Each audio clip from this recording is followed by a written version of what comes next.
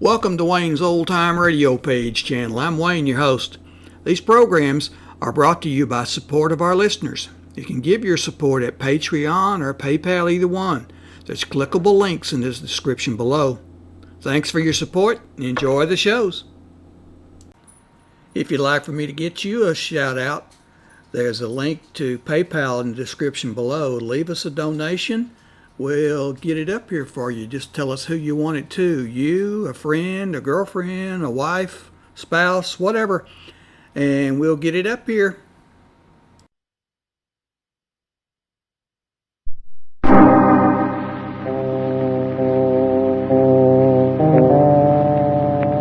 My name's Regan. I get 10 a day in expenses from a detective bureau run by a guy named Anthony J. Lyon. They call me the Lion's Eye. With Jack Webb as Jeff Regan, the Lion's Eye, stand by for hard-boiled action and mystery and thrilling adventure in tonight's story of The Gambler and His Ladies.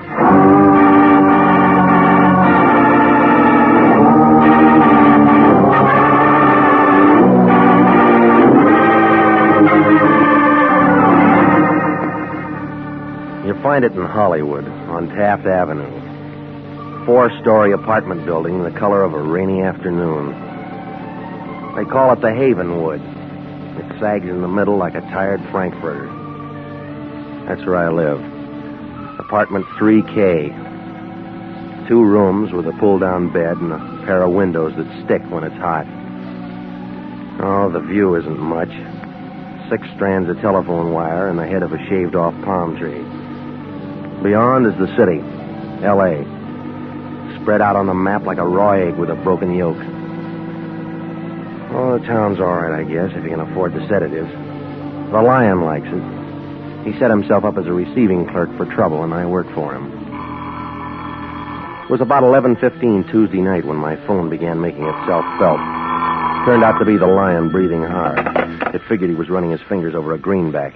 Regan, want to hear the sound of a brand new $50 bill? Send me a record. What's the matter? You sound like you're flat on your back. How do you sleep? Who's sleeping? I'm working, and that's what you're going to be doing. Try me tomorrow. Throw on some clothes. You're going down to Venice Boulevard to see a lady. She's got daughter trouble.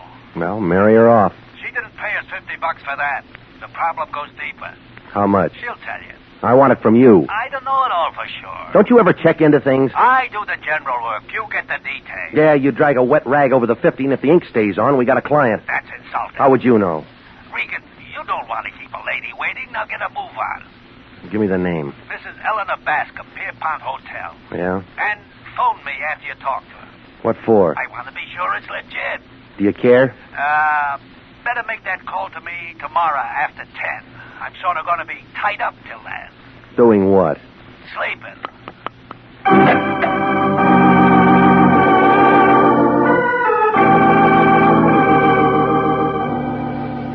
Well, I put on some clothes, picked up my car, and moved out to Venice Boulevard. The good humor men were all gone, and I had the street to myself. 20 minutes later, I came to a stop beside a garbage can near San Pedro. Behind it stood the Pierpont Hotel, a 2-deck pile of wood left over from the sinking of the Spanish Armada. There was a black and dirty white sign outside, said rooms 50 cents, weekly and monthly rates. The names Eleanor and Georgia Bascom showed in the mailbox and gave a room 210. I climbed a flight of stairs and walked down a hall that looked like a passageway in a pyramid. It was dark, and it took my cigarette lighter to turn up the numbers. 210 finally showed, and I rapped on the door. A bush of black and gray hair pulled it open. It was wearing a red kimono and an impatient look, like a tax collector in January. She was pushing 50 and looked tired. Yes? I'm Regan, international detective. Oh, yes, the Lion's Eye. I've been waiting for you. Come in. I'm Mrs. Bascom. Eleanor or Georgia? Georgia's my daughter. I want to apologize for getting you out here this time of night, Mr. Regan, but it's urgent. The Lion said that the girl's the problem, huh? Yes. How old is she? 22. Who's the man? How'd you know there was a man? Well, what other kind of trouble would she go after? She's a good girl, Mr. Regan. She always has been. Until now, huh? That's what I want to know. Well, she's old enough to call her place. That's not the advice I'm paying for. Where'd you get the 50? It took a lot of saving. All right, give me his name. Louis Desmond. Gambler, card sharp, bookie, all-around con man. He's got a card room out toward Gardena someplace, the Five Aces Club. What does your daughter see in him? Oh, it's this place. The way we have to live. She's tired of having nothing. I've tried, but she's looking for a change. And taking a wrong turn. I'm not sure yet. Yeah, other girls have it real tough. They go to work. Well, we had a little trouble in the family once. It shows up if someone starts looking. When can I talk to Georgia? Well, you'll have to work that out yourself, Mr. Regan. What does that mean? She put some clothes in a suitcase and left earlier this evening. That's why I had to call you so suddenly. Mm-hmm. Where'd she go? Louis is a real bum, Mr. Regan. You talk like you know him. We've met. I want to know just what's going on. If Louis is forcing her into anything crooked. She force easy? A fur coat makes a young girl do a lot of things. Yeah. Oh, here's a picture of her. You may need it. Mm-hmm. It's not very good, but the only one I've got. I'll make it work. Well, that's about all, Mr. Regan. Get in touch with me as soon as you get something. Okay. Oh, Mr. Regan. Yeah. As you can tell, I'm the kind of person who sometimes gets hysterical over things, but I'm also the kind who demands results. You sound like a radio commercial.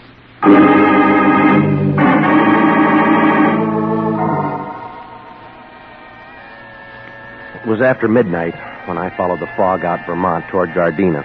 The yellow lights were pressing, but they were doing about as much good as a pint of bourbon at a Shriners convention. I wound around the flatland for a while before the Five Aces Club turned up by a bend in the road. It looked like a blue wart with a neon sign. There was a front door and a back one, and a couple of pairs of shoulders standing at each. A little guy in a pinstriped gray was figuring the size of the wallets going in. Louis Desmond's office showed at the top of the stairway, and I moved for it. But a muscle looking down on 6 feet was playing frontman. He put a knotted hand on my arm, and when he spoke, it sounded like a gear factory doing double time. Slow down, Pilgrim. The room you're looking for is the other way. Yeah, well, this one says office. That's the trouble with you guys who read. Can't take hints. Spell it out. Beat it. Not until I see Louis Desmond. What's your business? I'll tell it to him. You owe him some dough? No, I don't. Then he ain't interested. He will be. Listen, Junior, Come on, get him off of me, punk. Hey, What's all the noise, Patsy? sightseer without a ticket. My name's Regan. Cop? Maybe. You want me to bounce him down the stairs, boss? Maybe. What do you want? Talk. That's always a waste of time. Not if it's about Georgia Bascom.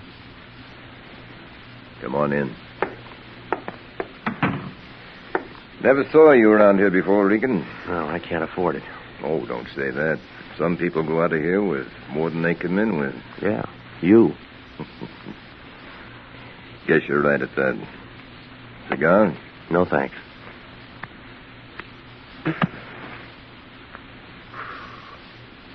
Well, what about Georgia, Regan?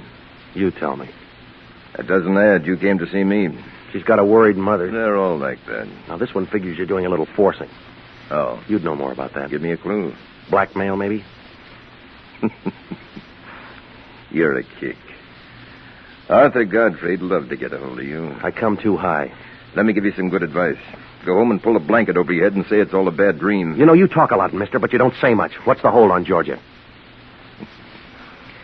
All right, wise guy. Honey. Come over here, baby. Regan, you know this girl? I've seen a picture. Georgia, this is a peeper named Regan.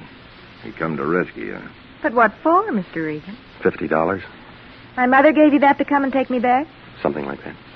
But I can't go. Why not?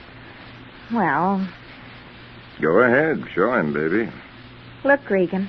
3 carats. With a wedding band to match. On what dice table did you pick those up? Stop the noise, Regan. Congratulate the lady. Not on a bad mistake. Listen, Shamus. Oh, never mind him, Louis. He doesn't matter. When did the furs come? Louis said soon. Tell Mama we're married and not to worry. We're going away for a few days. Ensenada for some gambling and fishing. You won't enjoy it. Sure I will. You'll be in L.A.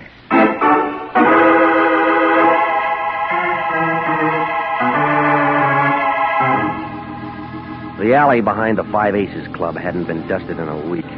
My brown flannel suit fixed that. Well, I picked myself up and made it for the car. Moving north on Vermont, I tried to add a couple of things. There was a funny smell in Louie's office when I first walked in, like rope on fire. Somebody'd been there before me who smoked cubebs. Desmond worked on cigars. Georgia held a king-size Pall Mall. Well, whoever it was still played it coy.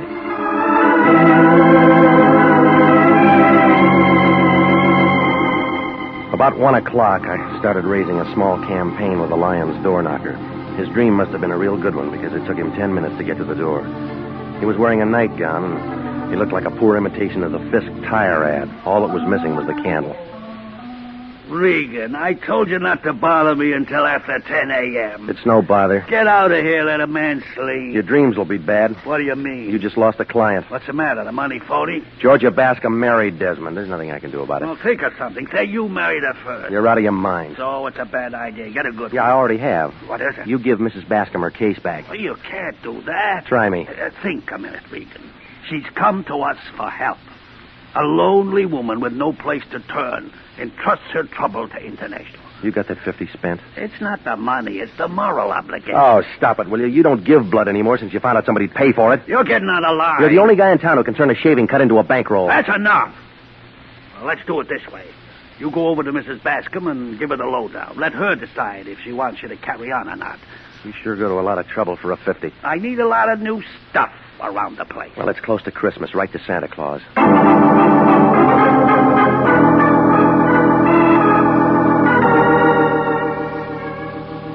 Well, I left the Lion looking for a fountain pen, and I drove out to Venice Boulevard in the Pierpont Hotel. The place still looked the same. A black Nash was parked up the block, the motor going. A couple of cats were doing a duet on a garbage can. I climbed the stairs to the second floor, and I started down the hall for 210, walking real easy to keep the boards from creaking, but somebody else didn't care about the noise. There was a gun with a silencer working in Mrs. Bascom's room. I pushed the door in, but by then all I could hear was silence. The light showed an open window by the fire escape, and the wind was blowing the curtains. Mrs. Bascom lay face down on the bed, real still, and the holes in her blanket were turning wet. The Lion really lost a client that time.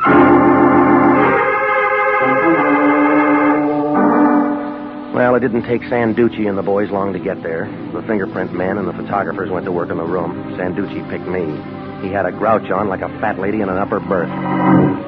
What's the matter, Regan? You get lost? What do you mean? You're pretty far from home. Well, I get around.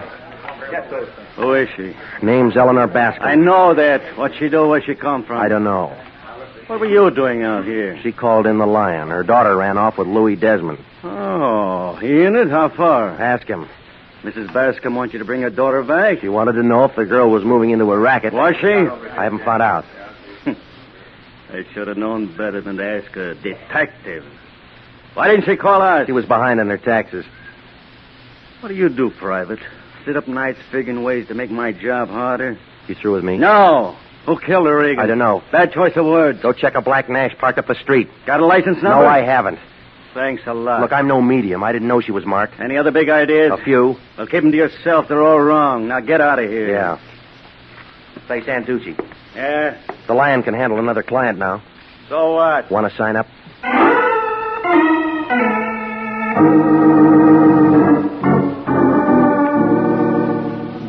Well, I went home and slept. Coffee and warmed-over biscuits at the drugstore took care of breakfast the next morning. Then I checked the phone book.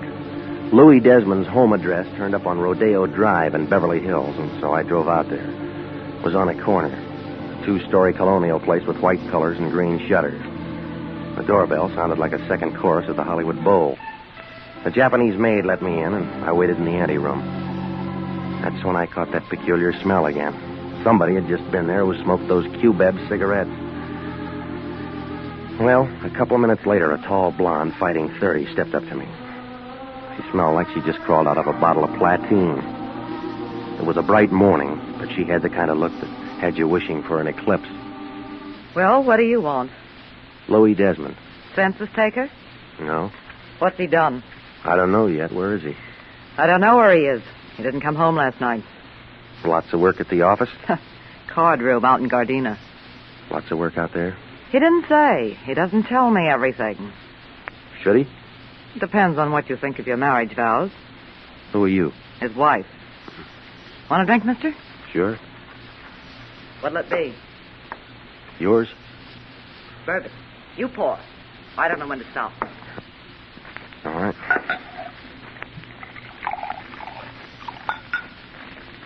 Here you go. To marriage. It's a mess. Cigarette? Never touch 'em. Interferes with my drinking. Who smokes the cubebs? Is that what that stuff is? Yeah. The little guy walked in here looking for Louie and smelled up the place. Hiya, Stella. Oh, hello, Patsy. Just in time for a drink. Company. Yeah. What's your name, fellow? He knows. You earn hard, don't you, Regan? What's going on? He's an eye. So what? So he gets a bounce. He's my friend. Beat it, Seamus, or I'll split you. Stay right where you are. This is my house, and I'll entertain who I want. With the boss's liquor? I've got some rights. Well, figure out what they are and try 'em on the boss. I don't like you, Patsy. Beat it, Peeper. Get your paws off of me. Come on, get 'em off. Stop it, Patsy. Stop it, I said.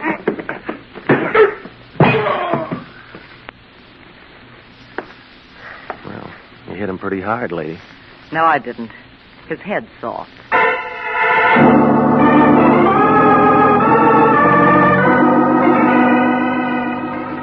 Well, I left her picking up pieces of glass, and I drove back toward Hollywood.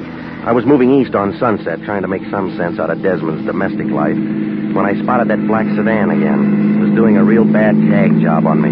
I pushed the pedal closer to the floor, but the sedan had better gas. It caught me going around a bend past Beverly Glen and started pushing me.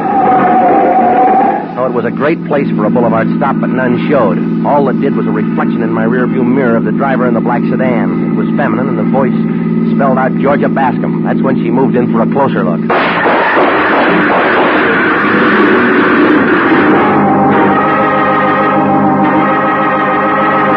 You are listening to the story of the Gambler and his ladies. Tonight's adventure with Jeff Regan, Investigator.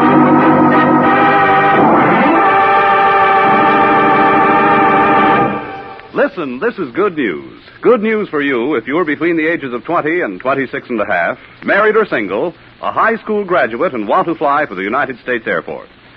Yes, the Air Force Aviation Cadet Program is offering you the opportunity to become a pilot officer in the mightiest Air Force in history. You can be one of the Air Force's men of renown. And there's more offered than the pride you feel in being a member of America's flying team. For after your 52 weeks of training, you'll graduate as a second lieutenant in the Air Force with an income of more than $300 per month. Remember, the Air Force offers you what it offered General Jimmy Doolittle, General Carl Spaatz, and General Hoyt Vandenberg, now at 42, the Air Force Chief of Staff. Call at your local Army and Air Force recruiting station tomorrow. Apply to become an aviation cadet. And now, back to the story of the Gambler and his ladies and Jeff Regan, Investigator.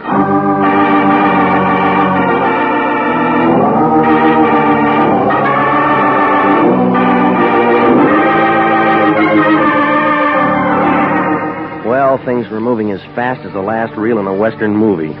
The Lion sent me out to see a lady who was having daughter trouble. Georgia Bascom had done a tie-in with a gambler named Louis Desmond. Only it looked real permanent.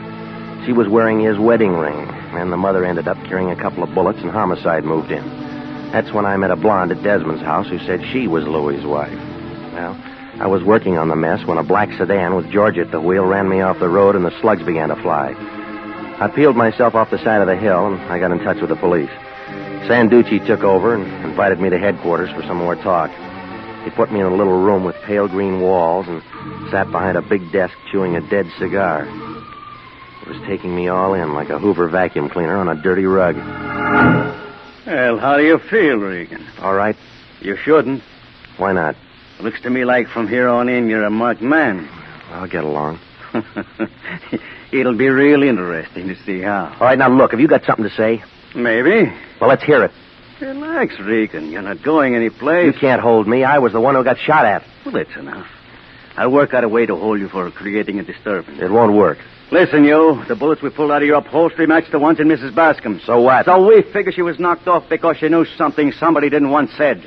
We also figure that applies to you. Yeah, well, that gets you nothing. All right, Regan.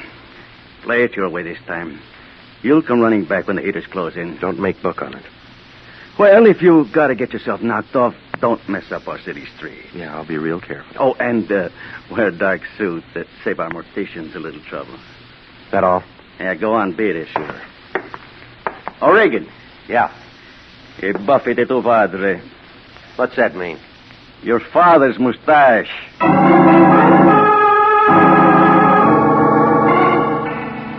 Well, it was late afternoon by the time I walked out of headquarters. The sun was still working, but it was cold. The cab driver, with a lot of conversation, drove me to my place over on Taft. When I opened my front door, I smelled it again, those cubebs. A small face was sitting on my sofa, sucking on them. It belonged to a guy who had to stand on a box to see over a fox terrier. When I shut the door behind me, he ground a cigarette into an ashtray and turned on a nervous look like a pig in a football factory. Your landlady let me in, Mr. Regan. I hope you don't mind. I have to talk to you. We met before. We did? I don't remember. Just me and your cigarettes. Huh? Oh, you mind if I smoke? You just finished one. Oh, yes, so I did. May I have a drink, then? Just a small one. All right. Thank you. I generally don't drink, but tonight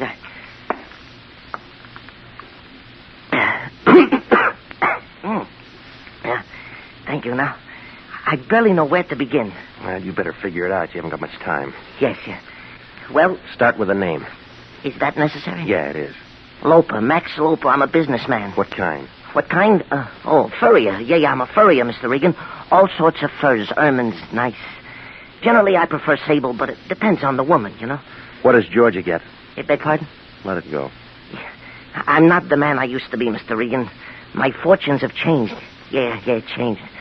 I think I better have that cigarette. Save it for later and start making sense. Well, I need help. Why come to me?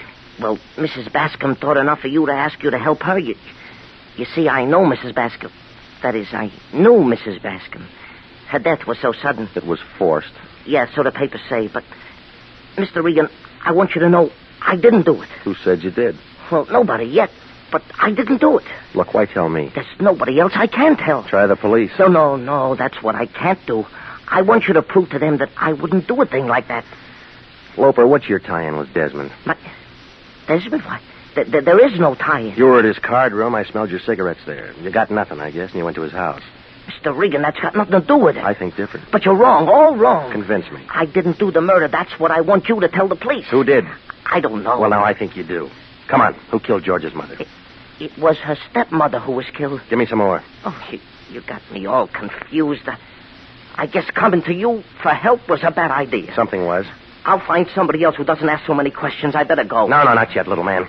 You got too many answers. Take your hands off me. Mr. Regan, I never used one of these, but the theory is simple. Just pull the trigger. If you can find it. Don't urge me. Open the door. Go on. Sure. Now step away. See you later, Mr. Regan. Hey, Loper. He made it to the staircase, and then the noise came. A couple of bullets flew up the spiral and caught him in the chest. He stopped in midair for a second like a yo-yo on a string, and then he toppled over and rolled down. By the time I got to him, he was all used up.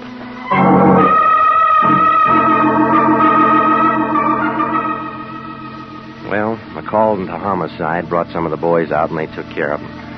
A fat guy with a head like a plunger took some pictures for a paper, and a girl with a leaky fountain pen got the story. It took about an hour and a half to clear my place. But the minute the crowd moved out, the lion moved in. He had a sheet of paper in one hand, and his face was lit up like an old maid at a cocktail party. This concerns Louis Desmond and Georgia Bascom. You interested? Yeah? Desmond's got a wife, and her name's not Georgia. No, it's Stella, and she's a ripe candidate for a drunk tank. What else do you know about her? She's jealous. Well, there's no record any place of a divorce or of a marriage between Georgia and Desmond. That whole setup's a phony. Tell me why. Georgia's father, named Peter Bascom, was a furrier. And he was once in on a fur job with the same Louis Desmond. Go on.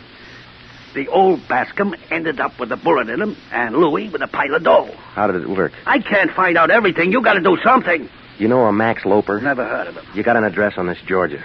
The Arena Hotel, room 406, in Catalina, off Wilshire. All right. The way I figured, an insurance company might be real interested to get hold of her. No, the gas chamber's got priority. We figured the swindle first. Collect the fat bonus, then let the city handle her any way it wants. Call me when you get it all sewed up. What are you going to be doing? Resting at home. I'm all worn out. Yeah, well, that figures. You've been doing a little thinking.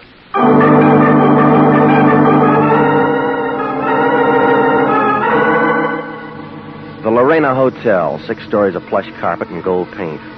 It was night when I got there and the neon was on. The buzzer brought the door open and Georgia Bascom stood there carrying an overcoat. She had her purse under her arm and had figured she was leaving.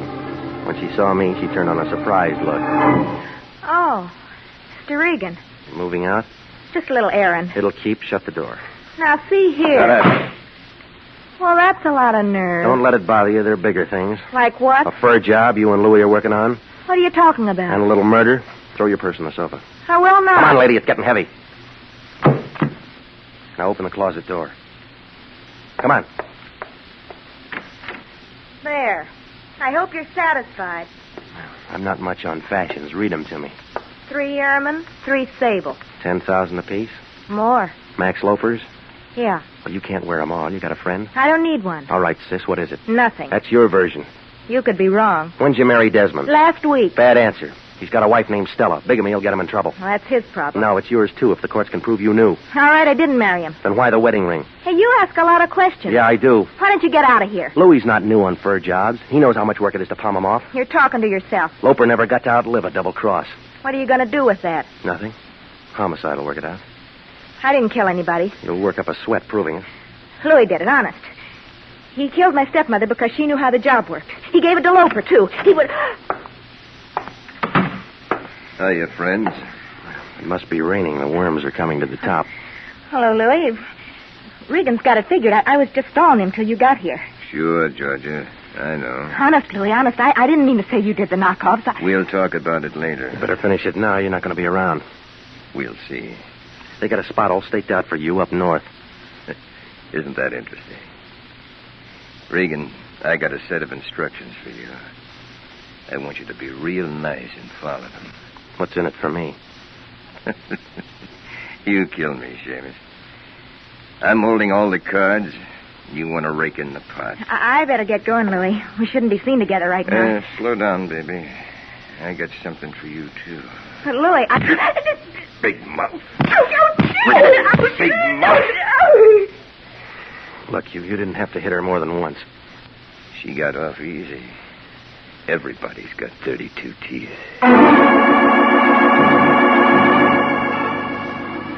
Desmond moved us out of the apartment and down the hall. Georgia was beginning to sob, but Desmond wasn't impressed. He held the gun under his coat and walked behind us careful, like an elephant on a crate of eggs. The button brought the elevator, and the 3 of us went in, and then it started down. When the door swung open on the first floor, a whiff of bourbon came floating in, packing a .32. Louis turned white. Stella! Stella! I told him if he kept messing around, he was going to have trouble at home. You want to give me the gun? No. What's your name, girlie? Georgia. Were you in love with Louis? I don't know. Well, go find out. You want it now, Regan? It's empty. You know, lady, you fixed nothing. What do you mean? Where you're going, you'll all be together again.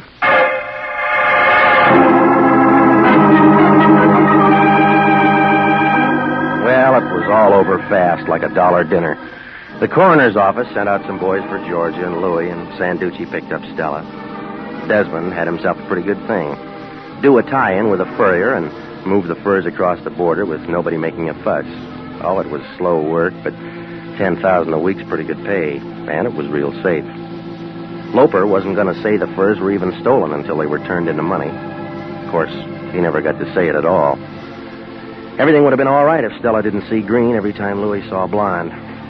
Well, the insurance company thanked us for what we did to expose the fraud. The Lion was unhappy. He said they should have shown their gratitude with something more lasting. They gave it to him, a 1949 pocket calendar.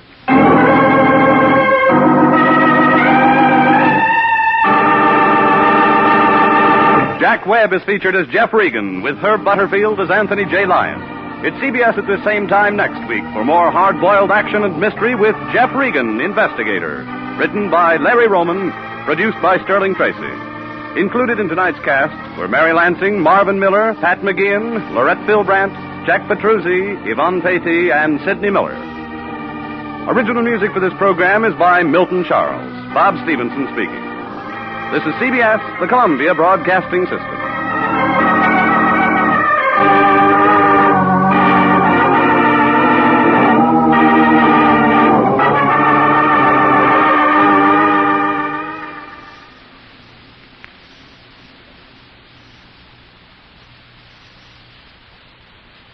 These programs are brought to you by support of our listeners. You can give your support at Patreon or PayPal, either one.